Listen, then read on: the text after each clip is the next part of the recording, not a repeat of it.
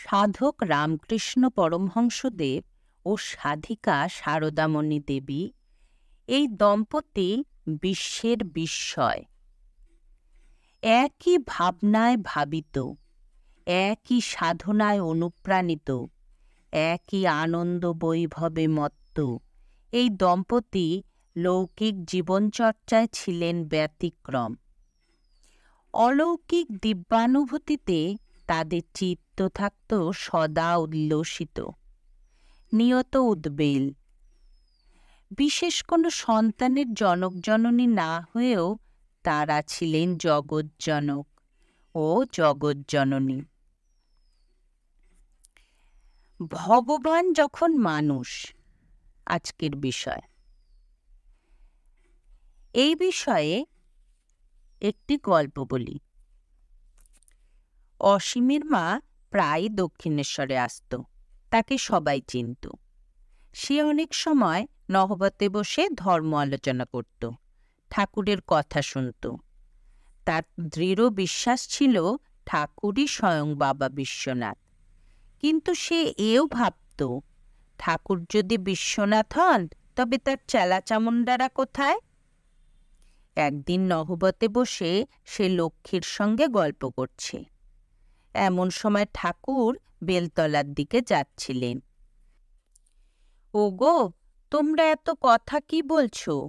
এসো, আমরা বেলতলায় গিয়ে বসি, সেখানে কথা হবে।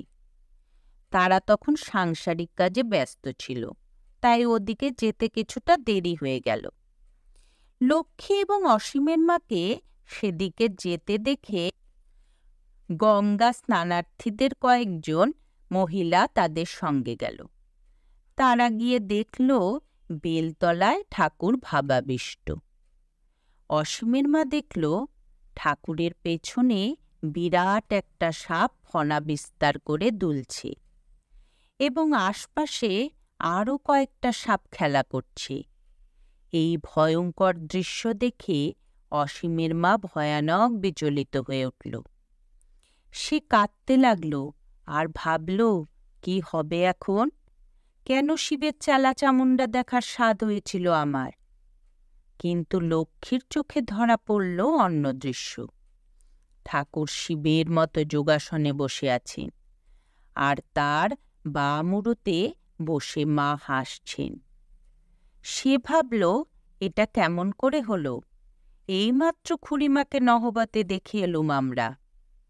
তিনি তো দিনের বেলা খুব একটা বেরোন না, এখানে এলেন কি করে? লক্ষ্মী তৎক্ষণাৎ ছুটে গেল নহবতে। সেখানে গিয়ে দেখল খুড়িমা রান্নার আয়োজন করছে, পরনেও ঠিক সেই একই শাড়ি।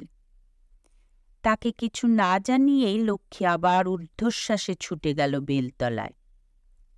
আবার দেখল সেই একই দৃশ্য। সাপগুলি ততক্ষণে চলে গিয়েছিল। ঠাকুর তখনও ভাবাবিষ্ট। অসীমের মা ভাবে গদগদ। লক্ষ্মী এবং অন্যান্য সকলে তার কাছে বসে ইষ্টনাম জপ করতে লাগল। ভাবাবেশ কমে গেলে ঠাকুর তার ঘরে ফিরে গেলেন।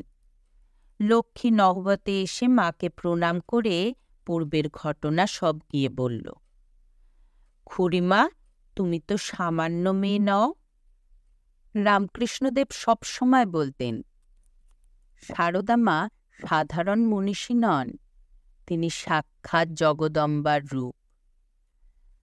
সাধারণ মানুষদের দুঃখ দুর্দশা দূর করবার জন্যই তার আবির্ভাব।